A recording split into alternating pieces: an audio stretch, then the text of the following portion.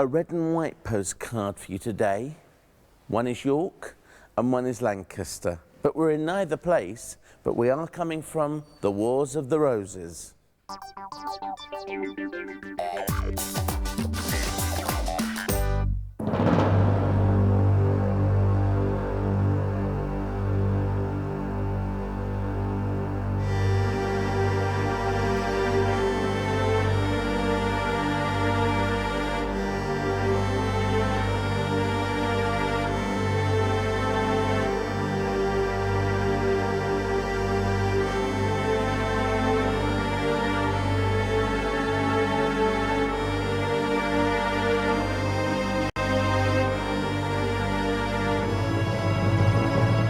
Now, Bernie, this is very soggy and boggy. We're here in the bloody meadow. Was it like this then? Pretty much so, yes, but probably drier. Back in 1471, it was a dry season, the May of 1471, apparently, according to the man who Chronicled it? Chronicled it with King Edward, yes, who came in with King Edward's army. Let's tell everybody what we're on about. We're in Tewkesbury.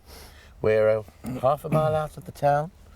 You brought me to this bloody meadow. What was going on before these armies met here? Give us the scenario, set it up for us. Basically, there were two kings in England.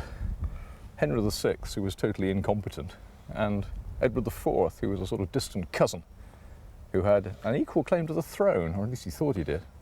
And they fought sporadically for 15 years over the throne of England. Edward took it in a great battle at Towton. Yorkshire. Yes. Know about that, yes. Huge bloodletting. And poor old King Henry was on the run for a while, then he was captured, and then he was banged up in the Tower of London for 10 years. And Edward became King of England. He was a usurper king.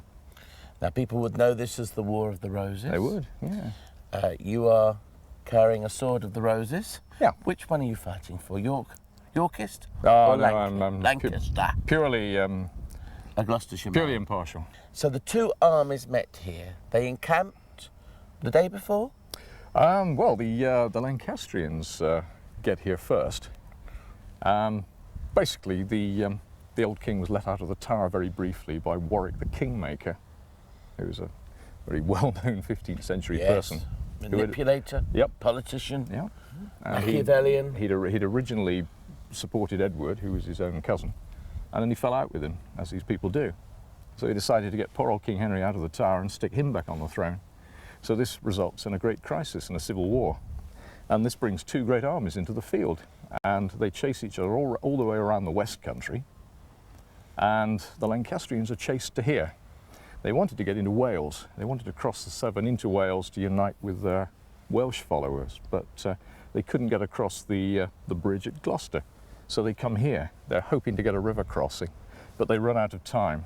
So they get here on May the 3rd, late afternoon, exhausted, and realise they're going to have to stand and fight here.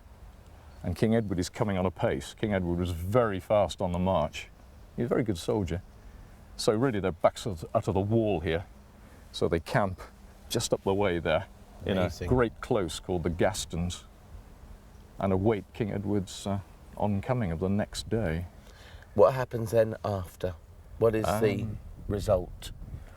A total victory for King Edward. He's regained his throne. He was very good at this. He was very good in a crisis. He was often a lazy man in peace, but in a crisis he acted very decisively, and he did it again here. He did it here for the last time. So Tewkesbury then was his finale? Pretty much. Big moment, As a military man, as a decisive military man, this is really when he regains his throne, and from then on he's pretty well secure, because the Lancastrian claimant to the throne, the young prince, poor old King Henry's 18-year-old son, is dead on the field. So Edward has no firm competition anymore.